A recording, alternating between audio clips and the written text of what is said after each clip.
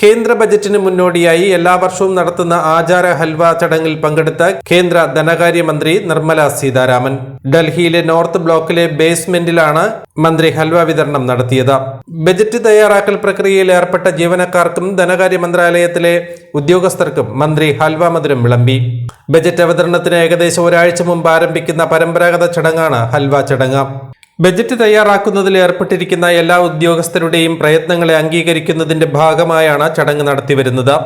ഇതിനുശേഷം ബജറ്റിന്റെ രഹസ്യാത്മകത നിലനിർത്തുന്നതിനായി ബജറ്റ് പാർലമെന്റിൽ അവതരിപ്പിക്കുന്നതുവരെ ഇതിന്റെ നിർമ്മാണത്തിൽ നേരിട്ട് പങ്കാളികളായ ഉദ്യോഗസ്ഥരെ നോർത്ത് ബ്ലോക്കിലെ ബേസ്മെന്റിലാണ് താമസിപ്പിക്കുക. ധനകാര്യമന്ത്രി ബജറ്റ് ലോക്സഭയിൽ അവതരിപ്പിച്ചതിന് ശേഷമേ ഇവർക്ക് പുറത്തു പോകാൻ അനുവാദമുള്ളൂ. നരേന്ദ്രമോദിയുടെ നേതൃത്വത്തിലുള്ള മൂന്നാം NDA സർക്കാരിന്റെ ആദ്യ ബജറ്റ് ജൂലൈ 23-നാണ് പാർലമെന്റിൽ അവതരിപ്പിക്കുക. ജൂലൈ 22-ന് ആരംഭിക്കുന്ന പാർലമെന്റിന്റെ ബജറ്റ് സമ്മേളനം ഓഗസ്റ്റ് 12-ന് അവസാനിക്കും.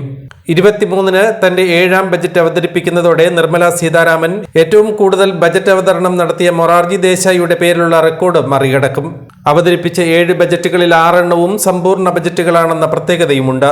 തുടർച്ചയായി ഇത് 2ാം തവണയാണ് നിർമ്മല സീതാരാമൻ രാജ്യത്തിന്റെ ധനകാര്യമന്ത്രിയായി ചുമതലയേൽക്കുന്നത്.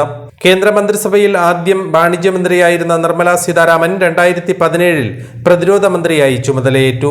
രാജ്യത്തിന്റെ ആദ്യ വനിതാ പ്രതിരോധ മന്ത്രി എന്ന ചരിത്രം രചിച്ചുകൊണ്ടാണ് നിർമ്മല സീതാരാമൻ ചുമതല നിർവഹിച്ചത്. 2014 മുതൽ 2019 വരെയുള്ള കാലയളവിൽ ധനമന്ത്രിയായിരുന്ന അരുൺ ജെയ്റ്റ്ലിയുടെ പിൻഗാമിയായാണ് നിർമ്മല സീതാരാമൻ ധനമന്ത്രി ആസ്ഥാനത്തേക്ക് വരുന്നത്. 2019-ലെ പൊതു തെരഞ്ഞെടുപ്പിന് ശേഷമാണ് ആദ്യമായി ധനമന്ത്രി സ്ഥാനം ഏറ്റെടുക്കുന്നത്. സ്വതന്ത്ര ഇന്ത്യയുടെ ആദ്യ മുഴുവൻ സമയ വനിതാ ധനമന്ത്രി എന്ന റെക്കോർഡും നിർമ്മല സീതാരാമന്റെ പേരിലാണ്. ഇന്ത്യയുടെ പ്രധാനമന്ത്രിയായിരുന്ന കാലത്ത് ഇന്ദിരാഗാന്ധി താൽക്കാലികമായി ധനമന്ത്രിയുടെ ചുമതല വഹിച്ചിട്ടുണ്ട്.